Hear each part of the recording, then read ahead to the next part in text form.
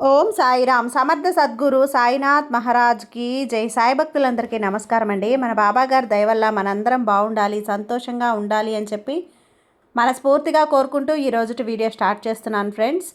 ఇక ఈరోజు వీడియోలో మనం చూడబోయేది ఏంటి అంటే, బిడ్డ, నీ యొక్క వేదనను చూసి నేను నీకు ఇస్తున్నటువంటి నిజమైనటువంటి సమాధానం ఇదే బిడ్డ.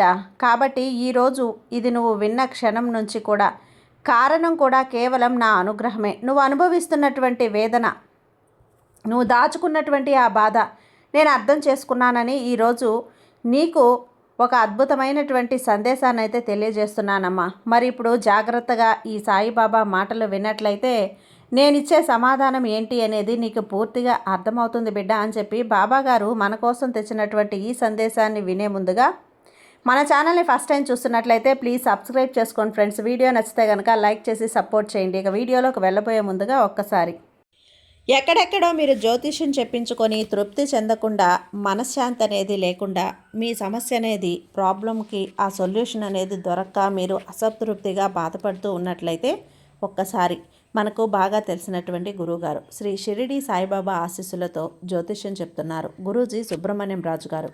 Contact number 9908224144. ఈ గురువుగారు నెంబర్ 1 వశీకరణ స్పెషలిస్ట్. మీ యొక్క ప్రతి సమస్యకి కూడా పరిష్కారం అనేది చూపిస్తారు. అన్ని విషయాలను కూడా ఫోన్లో స్వయంగా గురువుగారే మాట్లాడతారు. ప్రేమ, పెళ్లి, భార్యాభర్తల మధ్య సమస్యలు, స్త్రీ మరియు పురుషుల వశీకరణం చేయబడును. చెడు గృహ ప్రయోగాలకు నివారణ చేయబడును. మీ యొక్క ఎటువంటి సమస్యనైనా సరే ఫోన్లోనే 24 గంటల్లో పరిష్కారం అనేది చూపిస్తారు. కాబట్టి నమ్మకంతో గురువుగారిని కాంటాక్ట్ అవ్వండి. మీరు ఎక్కడెక్కడో జ్యోతిష్యం చెప్పించుకొని అసంతృప్తి చెంది ఉంటే ఈ గురువుగారి దగ్గర ఒక్కసారి ఫోన్ చేసి మీ సమస్యకు పరిష్కారం అనేది తెలుసుకున్న తర్వాత మీ మనసు ప్రశాంతంగా ఉంటుంది.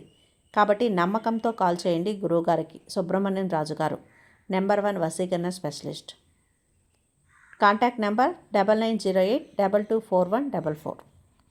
ఇక వీడియోలోకి వచ్చేస్తే, బిడ్డ, నీవు నీ వేదనను నీ గుండెల్లో ఎంతగా దాచుకున్నావో నాకు తెలుసమ్మా. కాబట్టి ఈరోజు నీకు తప్పకుండా నేను నిజమైనటువంటి జవాబును అంటే సమాధానాన్ని ఇవ్వబోతున్నాను.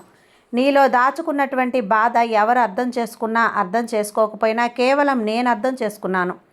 నీ హృదయానికి చాలా అంటే చాలా బాధ కలిగింది కదా, గాయం కూడా ఏర్పడింది. ఇది నీ కోసం. నీ జీవితంలో ఎంతమంది ఉన్నా కూడా నువ్వు తీసుకునేటువంటి భారాన్ని నువ్వు మాత్రమే మోస్తున్నావని చెప్పి అనుకుంటున్నావుగా.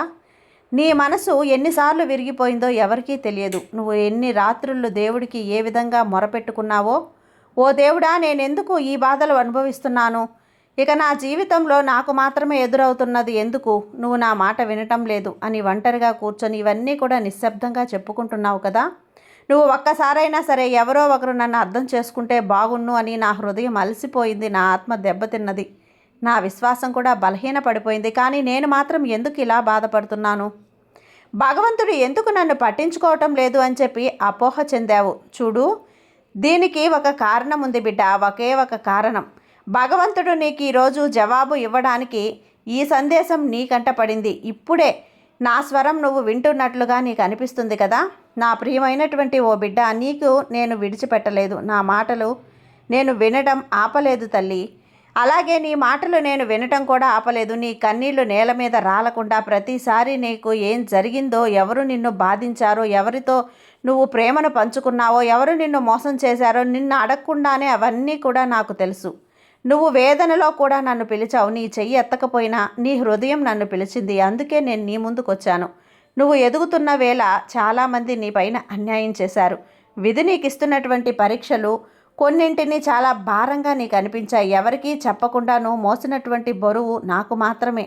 పూర్తి వివరాలతో తెలుసమ్మా. ఎందుకు నన్ను ఇలా పరీక్షిస్తున్నావు బాబా అని నువ్వు ఎంత బాధగా అడిగావో, అలా అడిగిన ప్రతిసారి నేను నిశ్శబ్దంగా ఉన్నాను. కానీ ఈరోజు ఆ నిశ్శబ్దానికి జవాబు ఇవ్వబోతున్నాను. చూడు, నీ బలహీనత ఈరోజు నీ భవిష్యత్తును నిర్ణయించడానికి నేను చేసినటువంటి సిద్ధం. నీ జీవితంలో వచ్చే ప్రతి కష్టం, ప్రతి బాధ, ప్రతి ఒంటరితనం, నీపై వచ్చినటువంటి ప్రతి వేదన అన్నీ కూడా కేవలం నిన్ను నేను సిద్ధం చేస్తున్నాను. దానికి నువ్వు బలంగా ఉండాలి, అన్నీ సహించగలగాలి. నువ్వు అన్నీ నమ్మాలి. అందుకే కొన్ని బాధలను నేను నీకు అనుమతించాను. నువ్వు నమ్మినా నమ్మకపోయినా, నువ్వు ఏడ్చిన నీ జీవితం ఇక్కడితో ఆగిపోదు తల్లి. నీ కథ ఇప్పుడే ఈ రోజు నుండే మొదలవుతుంది. నీ హృదయంలో ఉన్న పగుళ్ళు నువ్వు అనుకున్నంత ప్రమాదకరం కాదు. అవి భగవంతుని యొక్క వెలుతురు ప్రసరించే దారులు. నేను నీ హృదయాన్ని నెమ్మదిగా కదిలిస్తున్నాను. నీ పాత బాధలను తీసేశాను. నీలో ఉన్నటువంటి బలహీనతను తొలగిస్తాను. నిన్ను అన్ని విధాలుగా సిద్ధం చేస్తున్నాను. ఈ క్షణంలో, ఈ రాత్రి నీ వేదనకు నేను ఇస్తున్నటువంటి అమూల్యమైనటువంటి జవాబు, నీ హృదయాన్ని నిశ్శబ్దంగా ఉంచుకో. ఒక్క నిమిషం, ఒక్క నిశ్శబ్ద శ్వాస తీసుకో. ఎందుకంటే నేను చెప్పబోయే మాట నీ జీవితాన్ని, నీ గుండెను, నీ విధిని శాంతంగా, నిశ్శబ్దంగా మార్చబోతుంది. నీవు పడినటువంటి ప్రతిసారి కూడా నేను నీ పక్కనే ఉన్నాను. నా మాట నువ్వు ఎన్నో రాత్రులు కన్నీరుతో నిద్రపోయావు. ఎవరూ కూడా నిన్ను చూడలేదు అనుకున్నావు కదా. ఎవరూ కూడా నీ మాటలు వినలేదు అనుకున్నావు. కానీ నీ ఏడుపు అలాగే నీ చెవులకు వినిపించకుండా ఉండదు కదా. చూడు, నీ హృదయం బాధతో విరిగిపోయినప్పుడు నాకు తెలియకపోఉండవచ్చు. కానీ నీ నొప్పిని నా చేతుల్లో కాదు, నా చేతుల్లో తీసుకున్నాను. అంతకాలం నువ్వు ఒంటరివని చెప్పి అనుకున్నావు. కానీ అసలు నిజం ఏంటో తెలుసా బిడ్డ? నువ్వు ఒంటరిగా ఉన్నప్పుడు అడుగు వేయలేదు. ప్రతి అడుగు, ప్రతి నిర్ణయం, ప్రతి వేదన నీ ముందు నేను నడిపించేలా చేశాను. నీ వెనకే నేను ఉండేలా చేశాను. నీ హృదయంలో నేను మాట్లాడుతున్నాను. నువ్వు ఎందుకు బాధలో ఉన్నావో నాకు బాగా తెలుసు. లోపల ఒక ప్రశ్న ఉంది బిడ్డ, ఎవరికీ చెప్పలేని, ఎన్నాళ్ళగో నిన్ను తినేస్తున్నటువంటి ప్రశ్న. బాబా, ఎందుకు నా జీవితమే ఇలా ఉంది? ఈ రాత్రి, ఈ క్షణం నాకు సమాధానం ఇవ్వు. కావాలి తండ్రి అని అడిగావుగా. నీ వేదన కేవలం, అలాగే నీ బాధ, అదంతా కూడా నువ్వు చేసుకున్నది కాదమ్మా, నేనే చేసింది. నువ్వు కోరింది తక్కువ కాదు, నేను ఇస్తున్నది కూడా గొప్పది. అందుకే కొన్నిసార్లు ఆలస్యం కాక తప్పలేదు. నీ బాధను నేను లెక్కపెట్టాను. నీ కన్నీటిని నేను దాచాను. నీ ప్రార్థనను నేను పరిశీలించాను. అలాగే నీ నమ్మకాన్ని కూడా అన్నింటా పరీక్షించాను. ఎందుకంటే నీ కోసం నేను అన్నీ సిద్ధం చేయాలి కదా. నా అనుగ్రహాన్ని నీ జీవితం కూడా ఉండేలా చేయాలి కదా. నీ హృదయం ఎందుకు నొప్పితో, బాధతో పుడుతుంది తెలుసా? ఎందుకంటే ఇప్పటికిప్పుడు ఈ బాధలు, నీ మీద వేసుకున్నటువంటి నిందలు, నీ మనసులో దాచుకున్నటువంటి గాయాలు అన్నీ కూడా ఇప్పుడు బయటకు వస్తున్నాయి.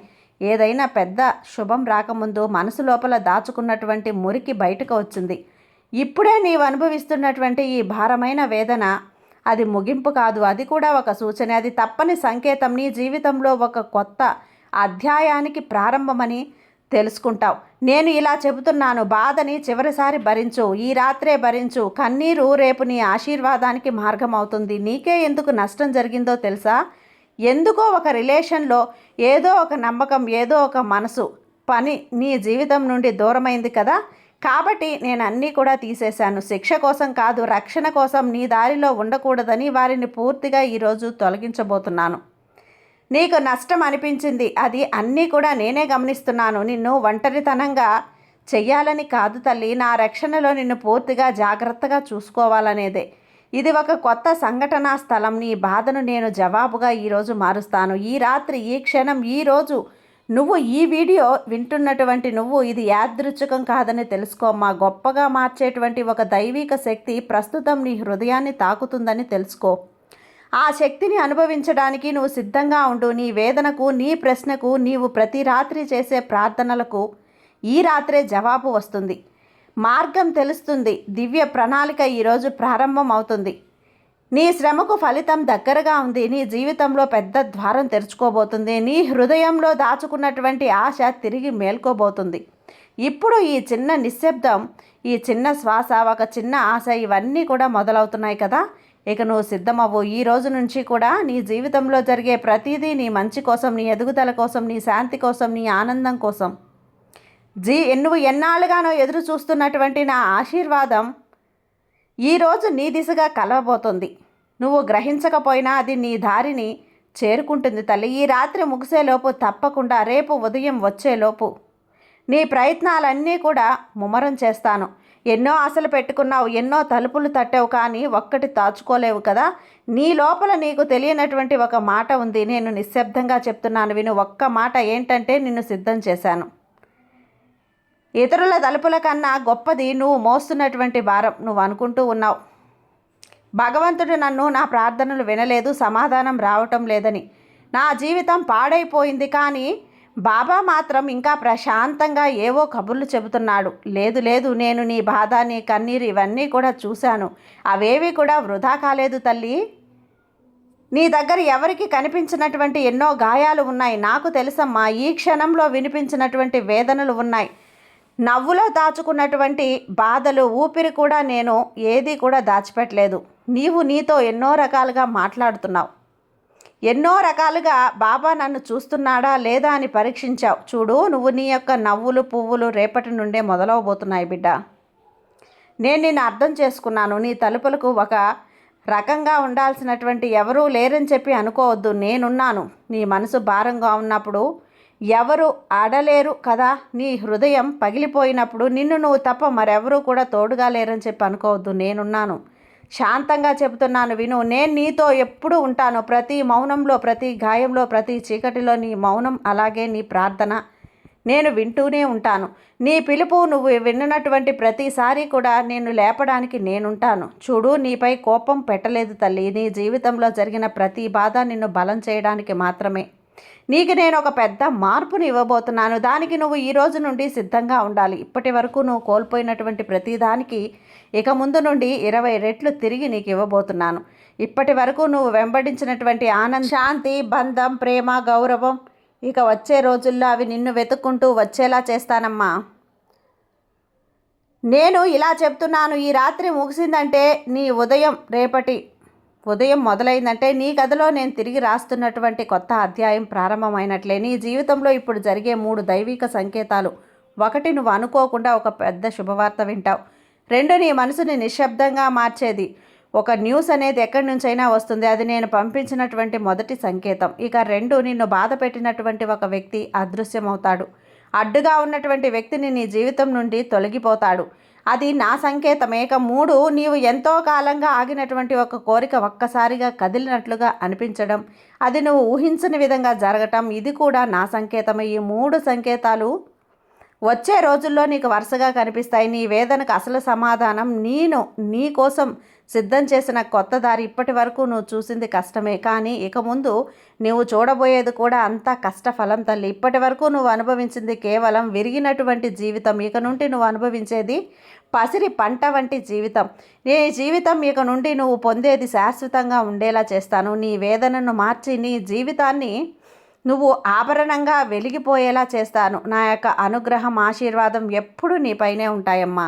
కాబట్టి నువ్వు ఎప్పుడూ కూడా ఈ బాబా మీద పూర్తి నమ్మకంతో, విశ్వాసంతో ఉండు. నీకంతా కూడా మంచి జరిగేలా నేను చేస్తాను. నీ సాయి నీకు తోడుగా ఉన్నంత వరకు నువ్వు భయపడని అవసరమే లేదు బిడ్డ. ధైర్యంగా ఉండు, సంతోషంగా ఉండు. సర్వే జన సుఖినో భవంతు. జై సాయిరామ్.